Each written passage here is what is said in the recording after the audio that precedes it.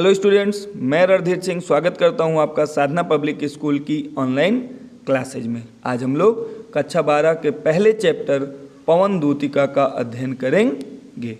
पवन दूतिका खड़ी हिंदी बोली के पहले महाकाव्य प्रिय प्रवास से उद्धृत है एवं इसके रचयिता खड़ी हिंदी बोली के पहले महाकवि अयोध्या सिंह उपाध्याय हरिऔध जी हैं। अगर टॉपिक की बात करें, पवन दूतिका इसलिए इसका नाम पड़ा है क्योंकि इसमें राधा जी ने पवन को अपनी दूतिका बनाकर भगवान श्री कृष्ण के पास, अपने प्रियतम कन्हैया के पास मथुरा भेजा है। चलिए स्टार्ट करते हैं पहली लाइन से। तो बैठी खिन्ना यज्ञ दिवस वे गेह में थी अकेली, आके आंसू दृगयुगल में थे धरा को भिगोते, आई धीरे इस सदन में पुष्प सदगंध को ले, प्रातः वाली सुपवन इसी काल वातायनों से। कुछ टफ शब्दों पर पहले नज़र दौड़ाते हैं। खिन्ना, खिन्ना मतलब होता है दुखी।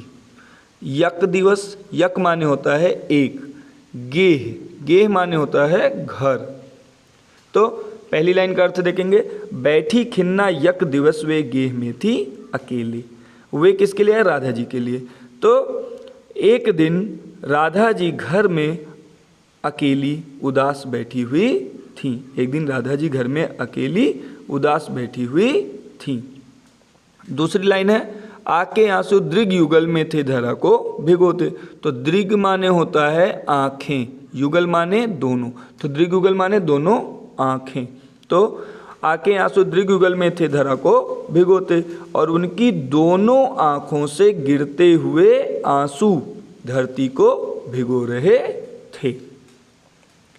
आई धीरे इस सदन में पुष्प सदगंध को ले, प्रातः वाली सुपवन इसी काल वातायनों से। तो सदन माने होता है घर, पुष्प सदगंध माने फूलों की सुगंध को लिए हुए, सुपवन माने सुंदर पवन, वातायनों खिड़कियों। तो आई धीरे इस सदन में पुष्प सदगंध को ले, फूलों की सुगंध को लिए हुए प्रातःकालीन पवन ने खिड़कियों से घर में प्रवेश किया। इसी समय फूलों की सुगंध को लिए हुए प्रातःकालीन पवन ने खिड़कियों से घर में प्रवेश किया। फिर से देखेंगे, बैठी खिन्ना यज्ञ दिवस वे गेह में थी अकेली।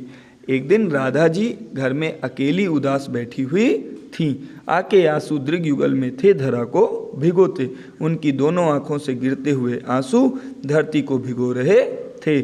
आई धीरे इस सदन में पुष्प सदगंध को ले, प्रातः वाली सुपवन इसी काल वातायनों से। इसी समय फूलों की सुगंध को लिए हुए प्रातःकालीन पवन ने खिड़कियों से घर में प्रवेश किया। चलिए अब दूसरा देखते हैं। दूसरी, संतापों को विपुल बढ़ता देख के दुखिता हो, धीरे बोली सदुख उससे श्रीमती राधिका यूं, प्यारी प्रातः पवन इतना क्यों मुझे है सताती, क्या तू भी है कलुषित हुई काल की क्रूरता से। संताप माने होता है कष्ट, विपुल माने अधिक। ठीक है। तो जब राधा जी ने देखा कि उनका जो दुख है, उनका जो कष्ट है, वो पवन के आने से अत्यंत बढ़ गया है, तो सदुख दुख सहित उससे पवन के लिए आया है। उससे किसके लिए प्रयोग होगा? पवन के लिए, श्रीमती राधिका एवं। तो अर्थ देखते हैं, संतापों को विपुल बढ़ता देख के दुखिता हो, कि जब राधा जी ने देखा कि पवन के आगमन से उनका दुख अत्यंत बढ़ गया है, यह देखकर वे दुखी होकर धीरे से पवन से बोली। क्या बोली? प्यारी प्रातः पवन इतना क्यों मुझे है सताती, हे प्रातःकालीन पवन आप मुझे इतना क्यों सताती हैं, क्या तू भी है कलुषित हुई काल की क्रूरता से, कि क्या काल की क्रूरता ने तुझे भी कलुषित कर दिया है। कलुषित माने दूषित भी होता है, तो ये भी कह सकते हैं कि क्या काल की क्रूरता से तू भी दूषित हो गई है। फिर से देखते हैं, संतापों को विपुल बढ़ता देख के दुखिता हो, धीरे बोली सदुख उससे श्रीमती राधिका यूं। पवन के आने से जब राधा जी ने अपने दुख को अत्यंत बढ़ता हुआ देखा, तो वे दुखी होकर धीरे से पवन से बोली कि हे प्रातःकालीन पवन आप मुझे इतना क्यों सताती हैं, कि क्या आप भी काल की क्रूरता से दूषित हो गई हैं। यानी कि क्या, क्रूर काल ने आपको भी अपने पक्ष में कर लिया है, जो आप मेरे कष्ट को और भी अधिक बढ़ा रही हैं। चलिए अगली ये लाइन है, मेरे प्यारे नवजलद से कंज से नेत्र वाले। मेरे प्यारे नवजलद, तो नवजलद नवीन मेघ, कंज माने होता है कमल, और मधुवन माने होता है मथुरा। मधुवन माने क्या होगा, मथुरा। तो अब इसका अर्थ देखते हैं, मेरे प्यारे नवजलद से। नवजलद नवीन मेघ की भांति सुंदर, नवीन मेघ से सुंदर, और कमल से, कमल सी आँखों वाले। नवीन मेघ से सुंदर और कमल सी आँखों वाले मेरे प्यारे। मेरे प्यारे, प्यारे कौन है, कान्हा जी। तो मेरे प्यारे कान्हा जाके आए न मधुवन से, मथुरा से ना ही वापस लौटे और ना ही अपना कोई संदेशा भिजवाया। फिर से देखते हैं, मेरे प्यारे नवजलद से कंज से नेत्र वाले, जाके आए न मधुवन से और न भेजा संदेशा।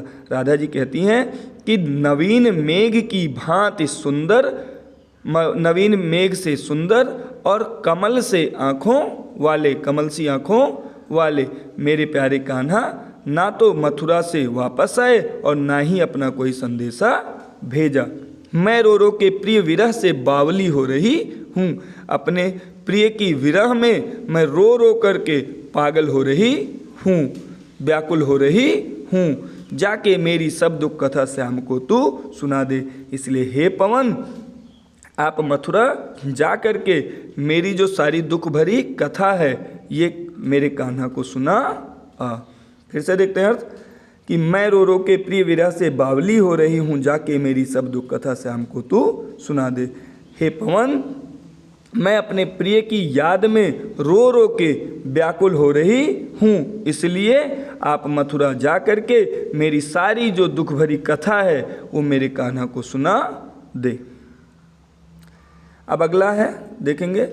अब राधा जी बता रही हैं कि अगर रास्ते में आगे बढ़ने पर आपको क्या क्या चीज़ें मिलेंगी, उसी का वर्णन कर रही हैं कि ज्यों ही मेरा भवन तज तू अल्प आगे बढ़ेगी। तज माने छोड़कर, अल्प माने थोड़ा सा, कि जैसे ही मेरे घर को छोड़कर आप थोड़ा सा आगे बढ़ेंगी, शोभा वाली सुखद कितनी मंजू कुंजे मिलेंगी। तो शोभा वाली माने सुंदर, सुखद माने सुख देने वाली, मंजू माने मनोहर, कुंजे माने वाटिकाएं। तो राधा जी कहती हैं कि मेरे घर को छोड़कर जैसे ही आप थोड़ा सा आगे बढ़ेंगी, आपको ढेर सारी सुंदर तथा सुख देने वाली मनोहर वाटिकाएं मिलेंगी। कि आपको जैसे ही मेरे घर को छोड़कर आप थोड़ा सा आगे बढ़ेंगी, आपको ढेर सारी सुंदर तथा सुख देने वाली मनोहर वाटिकाएं मिलेंगी। अब आगे कहती हैं कि प्यारी छाया मृदुल स्वर से मोह लेंगी तुझे वे। कि अब वाटिकाओं के बारे में बता रही हैं कि उन वाटिकाओं की छाया अत्यंत शीतलता प्रदान करने वाली होगी, तथा पक्षियों के चहचहाने से क्या हो रहा होगा, उनसे अत्यंत मधुर ध्वनि निकल रही होगी, मधुर संगीत निकल रहा होगा। तो उन वृक्षों की शीतल छाया और उन वृक्षों पर कलरव करते पक्षियों के मधुर स्वर तुझे अपनी तरफ आकर्षित कर लेंगे। लेकिन तो भी मेरा दुख लक वहाँ जाना विश्राम लेना। राधा जी कहती हैं पवन से, लेकिन मेरे दुख को याद करके आप वहाँ पे ठहर मत जाइएगा, आप आगे बढ़ जाइएगा। फिर से देख लेते हैं कि जो ही मेरा भवन तज तू अल्प आगे बढ़ेगी, जैसे ही मेरे घर को छोड़कर आप थोड़ा सा आगे बढ़ेंगी, शोभा वाली सुखद कितनी मंजू कुंजें मिलेंगी। आपको सुंदर सुख देने वाली ढेर सारी मनोहर वाटिकाएं मिलेंगी। प्यारी छाया मृदुल स्वर से मोह लेंगी तुझे वे वाटिकाएं या उन वाटिकाओं के वृक्ष आपको अपनी प्यारी शीतल छाया और इन वृक्षों पर कलरव करते पक्षियों के मधुर स्वर, मधुर संगीत आपको अपनी तरफ मोहित करेंगे।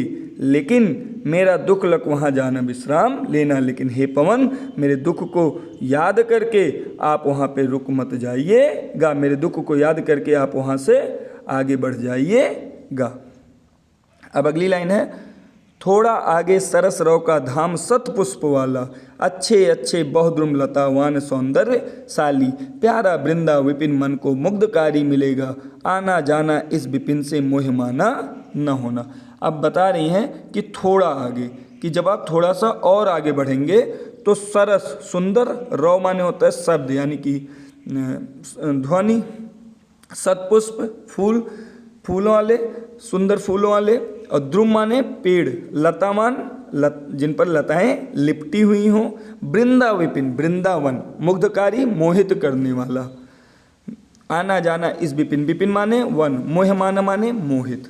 अब आगे बता रही हैं, राधा जी कह रही हैं कि थोड़ा आगे सरस रव का धाम सतपुष्प वाला, कि थोड़ा सा आगे जाने पर आपको अत्यंत खूबसूरत, मन को मोह लेने वाला क्या मिलेगा? वृंदावन मिलेगा। इसका अर्थ हम तीसरी लाइन से लगाएंगे कि जैसे ही आप थोड़ा सा और आगे बढ़ेंगी, राधा जी कहती हैं कि हे पवन, जैसे ही आप थोड़ा सा और आगे बढ़ेंगी, आपको मन को मोहित कर लेने वाला प्यारा वृंदावन मिलेगा।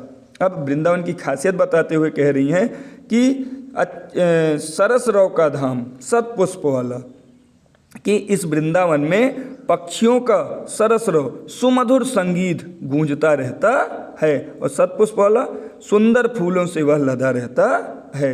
यानी कि इस वृंदावन में पक्षियों का सुमधुर संगीत गूंजता रहता है और सुंदर फूलों से यह क्या होता है? लदा रहता है। अब दूसरी लाइन में देखेंगे, अच्छे अच्छे बहुद्रुम लतावान सौंदर्य शाली, कि इसमें बहुत से वृक्ष हैं, बहुद्रुम बहुत से वृक्ष हैं जो लताओं के लिपटने से, लतावान लताओं के लिपटने से सौंदर्यशाली अत्यंत सुंदर दिखाई देते हैं। कि फिर से देख लीजिएगा, थोड़ा आगे सरस रव का धाम सतपुष्प वाला, राधा जी पवन से कहती हैं कि थोड़ा सा आगे जाने पर आपको अत्यंत खूबसूरत, मन को मोह लेने वाला, मन को मोहित कर लेने वाला वृंदावन मिलेगा। इस वृंदावन में पक्षियों का क्या है? सुमधुर संगीत गूंजता रहता है और सुंदर फूलों से ये हमेशा लदा रहता है। आगे देखते हैं, फिर कहते हैं कि इसमें बहुत से वृक्ष हैं जो लताओं के लिपटने से अत्यंत सुंदर दिखाई देते हैं। अब तीसरी लाइन तो हो ही गई थी, प्यारा वृंदा विपिन मन को मुग्धकारी मिलेगा। अब अंतिम लाइन है, आना जाना इस विपिन से मोह माना न होना। राधा जी कहती हैं कि इस वृंदावन में आप भ्रमण कीजिएगा, लेकिन मोहित होकर यहाँ पर ठहर मत जाइएगा।